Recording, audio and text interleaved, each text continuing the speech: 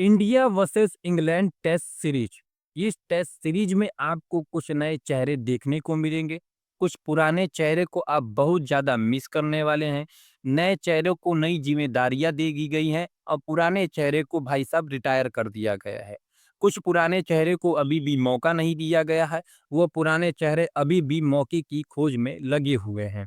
नए चेहरों को अब पुराने चेहरों ने जो भाई साहब छोड़ा था अपना दबदबा, उसको पूरा करना ही पड़ेगा। शुभमन गिल जो कप्तान बना दिए गए हैं रोहित शर्मा की जगह, उनको रोहित शर्मा का जो ऑरा था उसको मेंटेन करते रहना है। विराट कोहली ने जो इंग्लैंड में जाके टेस्ट सीरीज हराया था इंग्लैंड को, उसको भी आगे लेके ही जाना है। अगर वहां से हम लोग अच्छी परफॉर्मेंस देंगे, तब जाके विराट कोहली ने जो दबदबा अपना बनाया था इंग्लैंड में उसको एकदम सही होगा।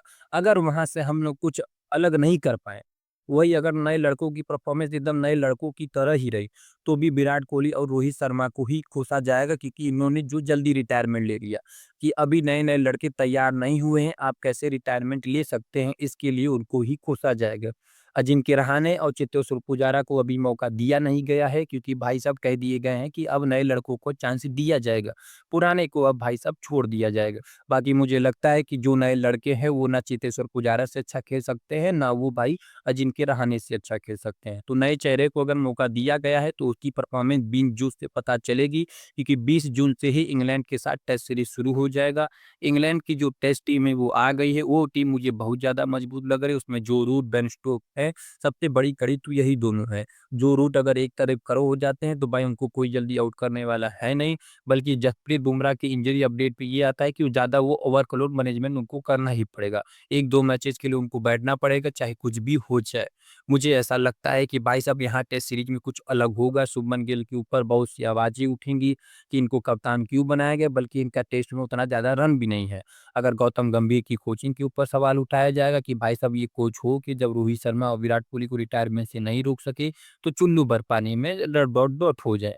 बल्कि मुझे ऐसा लगता है कि इसमें परफॉर्मेंस अच्छी देंगे तब जाके आप डब्ल्यूटीसी की फाइनल खेल सकते हैं, क्योंकि इंग्लैंड के साथ इंग्लैंड में हराना विराट कोहली से अच्छा कोई नहीं जानता था। और मुझे लगता है कि विराट कोहली एक लौते ऐसे कप्तान थे जो इंग्लैंड में जाके जीते थे, जहाँ तक मुझे ऐसा पता है। शुभमन गिल को कुछ अलग करना पड़ेगा, तभी जाके मुझे लगता है कि उनको जो कप्तान बनाया गया है, तभी जाके लोग सही कहेंगे कि हाँ, शुभमन गिल सही कप्तान है इंडियन की टेस्ट टीम में। बाकी अगर ऋषभ पंत की बात करें तो ऋषभ पंत तो मुझे टेस्ट में एकदम सही लगते हैं। उनके जैसा टेस्ट मुझे लगता है जिस नंबर पे वो खेलते हैं, उनसे अच्छा कोई नहीं खेलता है। 1-2 मैच छोड़ दे, 3 मैच छोड़ दे तो उनका खराब जाता ही जाता है, फिर उसके बाद वो मेंटेन हो ही जाते हैं, फिर उसके बाद वो लय में आ ही जाते हैं। उनको वाइस कप्तान बना दिया गया है, सारे के सारे नए लड़के हैं, एक केएल राहुल को छोड़ दे, जसप्रीत बुमराह को छोड़ दे, तो मुझे लगता है कि सभी के सभी नए लड़के हैं, इनके ऊपर ज़िम्मेदारी बहुत ज़्यादा है। चाहे आप ऋषभ पंत की बात कर दीजिए, चाहे आप केएल राहुल की, अरे चाहे आप शुभमन गिल की बात कर लीजिए। शुभमन गिल और ऋषभ पंत के ऊपर ज़िम्मेदारी इसलिए भी ज़्यादा है क्योंकि कप्तान वाइस कप्तान है। इसलिए भी ज़्यादा है क्योंकि विराट कोहली ने जो अपना दबदबा इंग्लैंड में छोड़ा था उसको मेंटेन करके ही रखना है।